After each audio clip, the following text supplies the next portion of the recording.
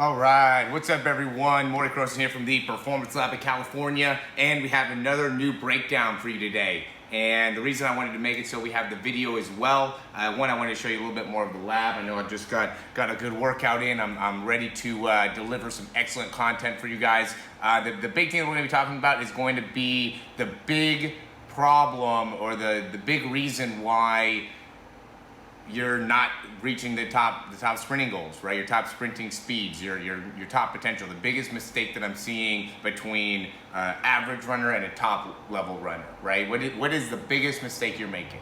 Okay, and it all has to go with what your ability to transition is, right? And being able to break it down. So, with that being said, I don't want to talk too much in here.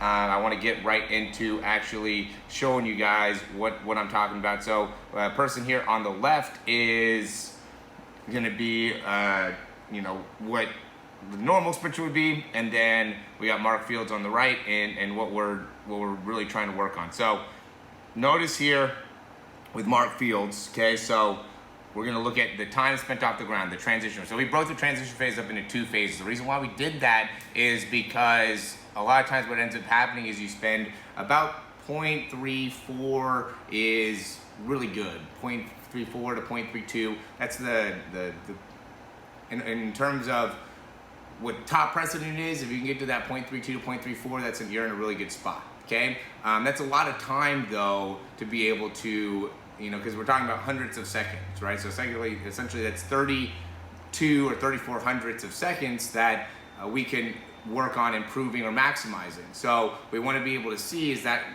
being broken up in the back or in the front? Like where is the issue there? So what we did is we're looking at Mark Fields, and we'll look at Mark Fields first. You can see he takes off the ground at 14.75, and this is going to initiate transition phase 1. Okay, so transition phase 1 is that time where he spends pushing off the ground until the time that he spends getting his foot even with his body. Okay, and that took 0.13 seconds. Okay, and then from there, from that 14.88 until he touches the ground again, 15.08. Right, so he's right at 0.33, right in between what we're talking about in terms of overall transition times. But he spent 0.13 in that first part of the transition phase, 0.2 in the second half. So that's like a perfect, that's like a gold standard of what you want to do, whether it ended up working out that way. And then we'll go and look into the guy on the left, right? He's pushing off at about 3.56, and notice just where he is, right, when he's pushing off. There's no the difference between where they both are, right? When he's pushing off and Mark Fields pushing off, right, you can see how much more verticality he has in his overall body, and also how close his heel is to his body in comparison to him, where you can see a big difference in how far back his leg is. And that's really the big thing that you got to work on, is how far back your foot's getting behind your body. Okay, so 3.56, and then he transitions it up back to the middle part of his body at 3.73. Okay, so that is 0.17 seconds. Okay, and then from that 3.73, just is back down at 3.97,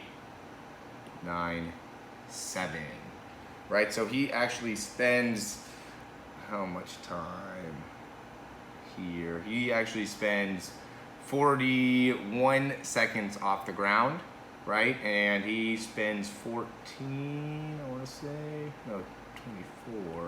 24 seconds from that phase, and it's hard to get that perfect angle there. So he might even, that might even be closer, where it's like 3:37 here, right? Which would make it so it's 21 and 7, and this would be back at 20, right? So the point being though, so even if this is at 21, 27, whatever the case may be, what the big difference that the biggest mistake that you guys are doing, and I see this all the time, this is just a prime example of it, is that when you're transitioning, you're letting your leg get so far back behind you that you're spending, like, let's say he's spending anywhere between 0.17 and 0.21 just because the angle is not great with his foot behind him, where Mark Fields is spending 0.13 seconds with his foot behind him.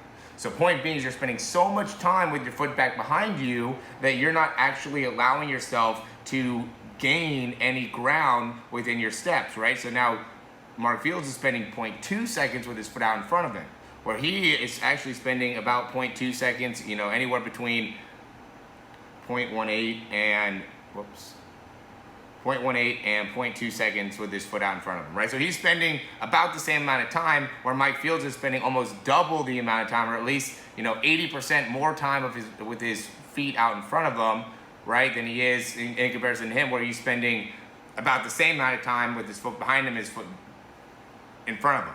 Okay, so what that ends up creating is a inability to gain as much ground on each one of your steps. So Mark Fields is just gaining a lot more ground. His legs are moving faster. Okay, so that's one. He's moving his legs 0.8 seconds faster on each one of his steps. Okay, but not only that, but he's actually gaining more consistent ground in each one of his steps as well. So both of these things are what are as maximizing and making so Mark Fields is able to run as fast as he's able to run. And I'm making this video because I see so many people make this mistake. I'd say, you know, again, this is like 70-80% of people that are actually running are making this specific mistake when they're running. So I hope you guys understand this. I hope people watch this, first of all. This needs to be watched, this needs to be shared, this needs to get out there, because there's so many people that can get faster if you just understand. And what the key thing that you have to do here is, real quick, before we get off here, real quick, what we have to do is as soon as your hips pass your foot, now you gotta push off, right? So see, as soon as his hips cross that foot, boom, hips cross the foot, pushes off, right? That's such an excellent example of what you have to do in order to maximize your sprinting. Guys, I give so much away to you guys for free. And if you can really take this information, apply it, you're gonna get a lot faster. But if you need a coach, if you need somebody that can push you, that can hold you accountable, that can deliver from a breakdown perspective, this isn't just about understanding the sprint better. This is also about having somebody that is going to be able to push yourself to outside of comfort zones that you've never been in, and also from a mental positioning. You know, I push everybody around me.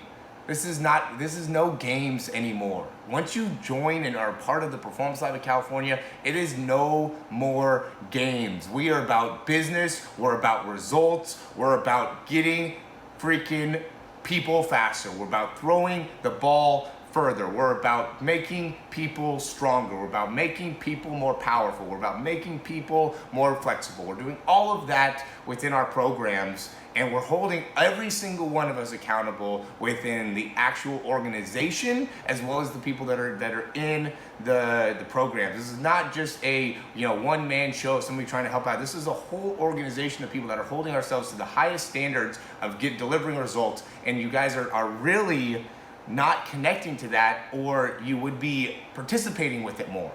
Okay, and I think that really understanding the information is just part of the battle. Okay, you also need to have that accountability and having people around you that are in your circle that are really going to be able to push you and are really holding you to a standard that is far beyond what you've even thought imaginable.